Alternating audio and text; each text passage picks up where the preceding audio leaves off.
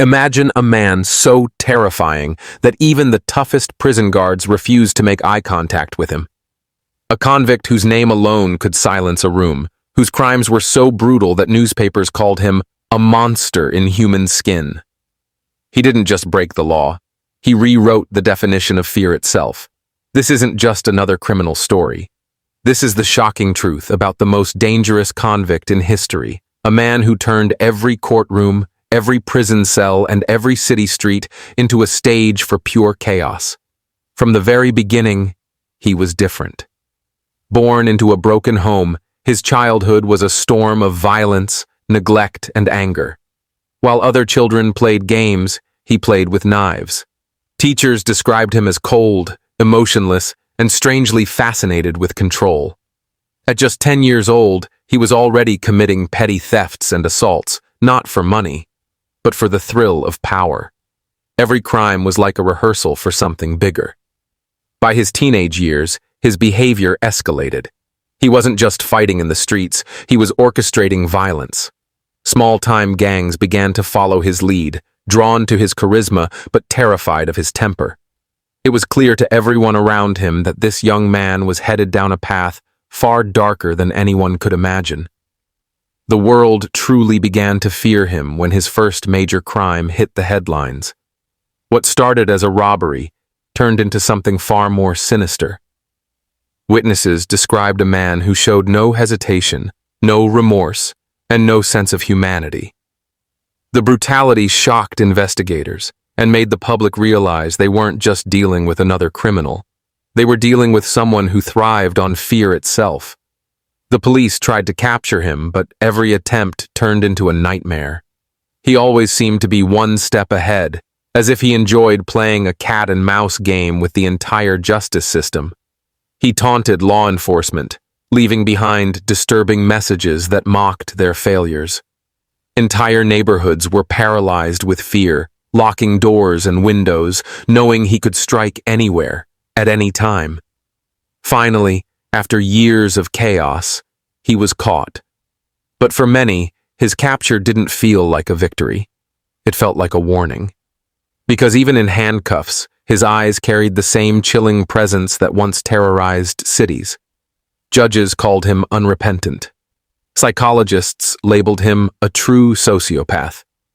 Yet he sat in the courtroom, smirking, as if the world was still playing by his rules. Prison was supposed to break him. Instead, it became his kingdom. Guards feared him. Inmates either followed him or disappeared under mysterious circumstances. He had influence over smuggling operations, control over prison gangs, and even the warden admitted privately that there was no way to contain him completely. Inside those walls, he didn't lose his power. He magnified it. Some say he used fear as a weapon. Others say he had an unnatural ability to control people's minds. What everyone agrees on is simple. No prison, no chain, no lock could ever strip away the terror he inspired. Even behind bars, his legend grew. Stories spread of late-night screams from inmates, strange symbols carved into prison walls, and guards quitting after only a few weeks on the job. This was not just another criminal. He was a force that tested the limits of law, justice, and morality. To this day, criminologists, journalists, and investigators debate the true extent of his crimes. But one truth remains undeniable. He earned his title as the most dangerous convict in history, and his shadow continues to haunt those who dared to cross his path. Before the world knew him as the most dangerous convict in history, he was just a child shaped by darkness. His childhood was anything but normal. Born into poverty, surrounded by violence and addiction, he grew up in an environment where cruelty was routine, and survival meant striking first. Neighbors remembered him as a quiet boy with piercing eyes, the kind of stare that made adults uneasy. Teachers noticed something even more unsettling. While most children laughed, played, and made friends, he stayed distant, detached, and often observed others with an unnerving calmness. Some would later recall that it felt like he was studying people, learning their weaknesses, like a predator preparing for the hunt. By the age of 8, his violent tendencies were impossible to ignore. He tortured animals in secret, and when confronted, he showed no guilt, only irritation at being caught. By 10, he was stealing, not out of need, but out of thrill. Shopkeepers complained, parents warned their children, and yet he always seemed to slip through the cracks. Each time an authority figure tried to discipline him, he became colder, more cunning. His teenage years marked the turning point. Most troubled kids might drift toward petty crime, but he wanted more. He wasn't satisfied with stealing wallets or vandalizing property. He wanted control over people. By 15, he had gathered a group of followers, other young delinquents who admired his boldness. To them, he wasn't just a friend, he was a leader. He had a way of making people believe in his plans, no matter how reckless or violent they were. It wasn't long before these plans turned into brutal acts. Local gangs started noticing him. Instead of avoiding them, he challenged them. What shocked everyone was his fearlessness. He would pick fights with older, stronger rivals and still come out on top, not because of strength, but because of sheer ruthlessness. He fought to hurt, not just to win. Soon, word of his violent reputation spread across the city. Other kids were terrified of him. Parents warned their children to stay away, and teachers quietly admitted there was nothing more they could do for him. He had officially crossed the line from troubled youth to feared delinquent. His first arrest came at just 16, when he was caught leading a violent break-in. But instead of being scared or broken by the experience, he laughed in the faces of the police. "You can't stop me," he reportedly told one officer, a chilling prediction of the chaos yet to come. Once released, he became even more dangerous. He realized something important during his time in juvenile detention. Fear was his greatest weapon.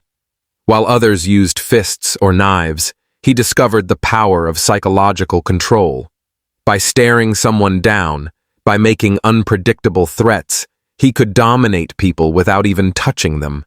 This realization turned him from a reckless teenager into a calculated criminal. As he entered adulthood, his crimes escalated from petty thefts to full-scale violence.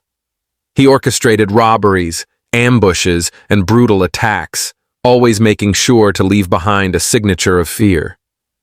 Some victims said he smiled during the crimes. Others said he hummed quietly as if enjoying the chaos. Police officers admitted that every crime scene linked to him felt like a warning, that he was daring them to catch him. By his early 20s, he wasn't just another criminal.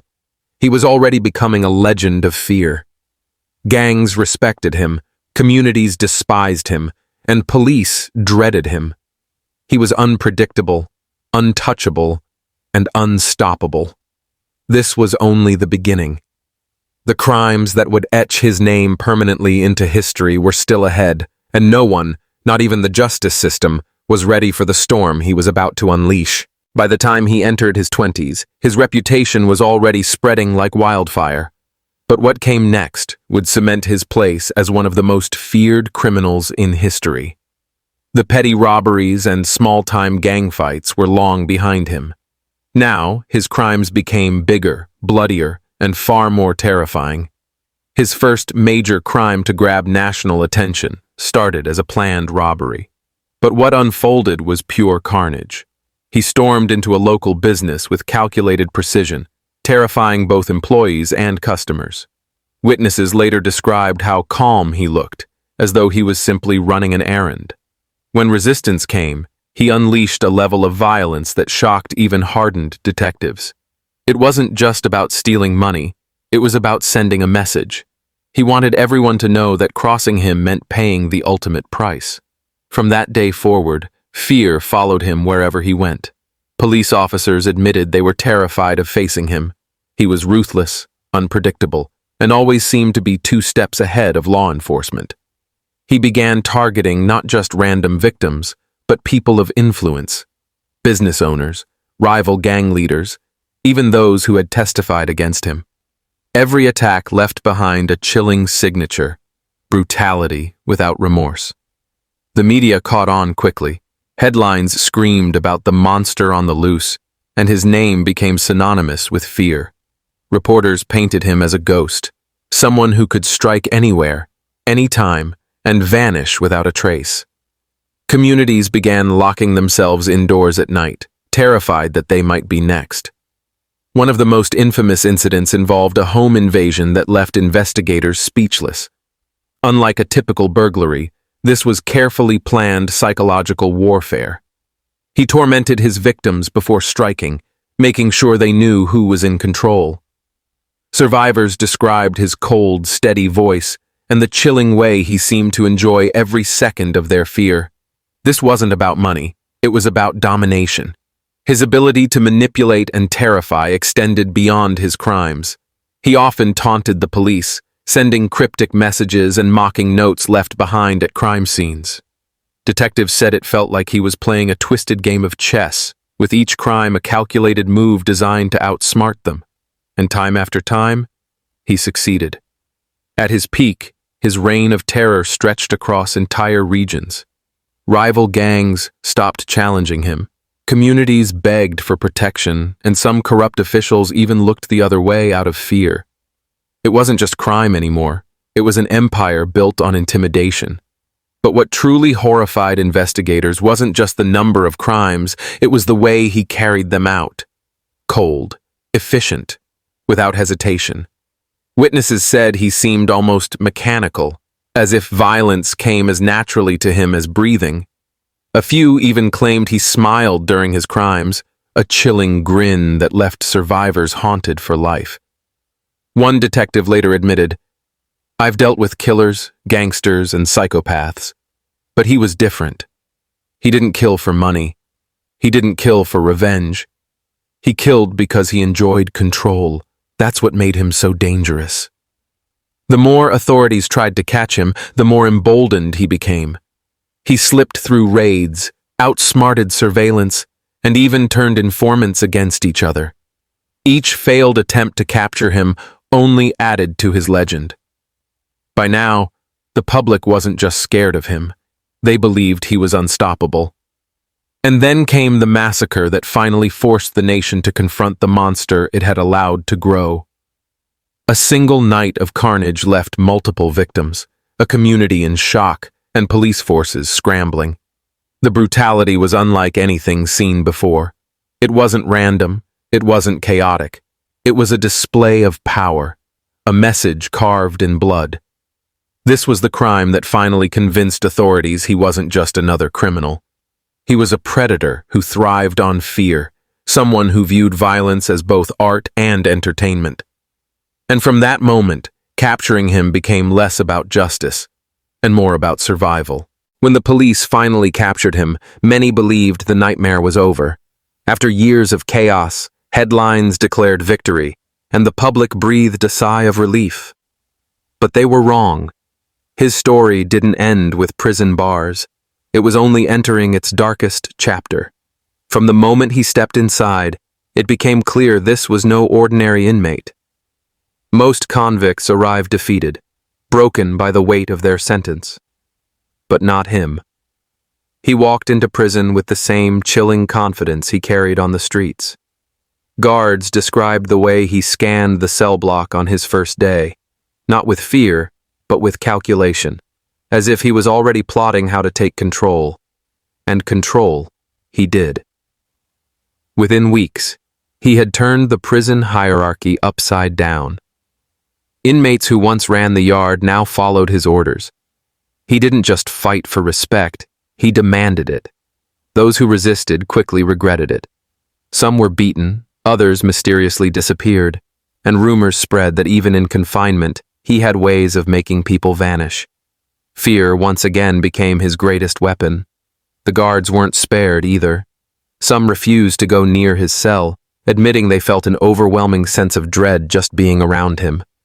Others claimed he had an almost hypnotic presence, a way of making you doubt yourself with nothing more than a stare. One officer later confessed that he would rather face an armed riot than be left alone with this convict for 5 minutes.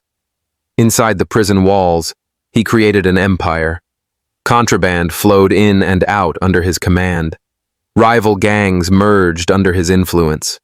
Even inmates serving life sentences bowed to his authority. It wasn't just about violence anymore. It was about complete psychological domination. He proved that chains and bars could not contain him. They only gave him a new arena to rule. Investigations later revealed how deep his control truly ran. He had contacts on the outside smuggling in goods, corrupt guards feeding him information, and even lawyers intimidated into doing his bidding. He ran gambling rings, extortion schemes, and ordered hits without ever leaving his cell. The prison, once designed to cage him, had become his throne. What terrified authorities most was his ability to maintain absolute loyalty. Inmates who once swore they'd never follow anyone became his soldiers. He used a combination of fear and charisma to bind them, convincing them that he was more than a man. He was a force. Some described him almost like a cult leader, with followers willing to sacrifice everything just to remain in his good graces. There were countless incidents that revealed his terrifying grip. A guard was found brutally attacked after refusing to cooperate. Entire prison blocks erupted in violence, always tied back to his orders. Even solitary confinement couldn't break him. While others lost their minds in isolation, he seemed to grow stronger, using the time to plan, to wait, and to remind everyone that he was still in control. One chilling story came from an inmate who shared a block with him. According to the man, late at night, they would hear whispers, his voice traveling through vents, carrying threats and promises in equal measure. "You couldn't escape him," the inmate said. "Even when you were locked behind a door, he still found a way to reach you." The prison administration tried everything. Transfers to different facilities, lockdowns, stricter surveillance. But no matter where he went, the same pattern followed. Fear spread, power shifted, and soon he was back on top. It seemed that as long as he was alive, he would never truly be contained. For society, prison was supposed to be the end of his reign. Instead, it became the stage for the next act of his terrifying legacy. He had turned one of the most secure places in the country into his personal empire, proving once again that he wasn't just dangerous, he was unstoppable. Even after years behind bars, his name still carried the same weight, the same dread. For most criminals, time in prison erases their power. They are forgotten, replaced by the next wave of offenders. But for him, prison didn't erase his influence. It immortalized it. His legend grew larger with every passing year, whispered not only in cell blocks, but in living rooms, classrooms, and courtrooms across the country. Journalists wrote articles trying to understand what made him so dangerous. Was it his violent childhood, his complete lack of remorse, or was there something deeper, something almost inhuman about him? Psychologists who studied his case often left more unsettled than when they arrived. They described him as the embodiment of control and cruelty, a man whose ability to manipulate fear set him apart from ordinary killers. What fascinated and horrified people most was his composure. Even during interrogations, even during trials, he never lost his calm. He never begged, never apologized, never flinched.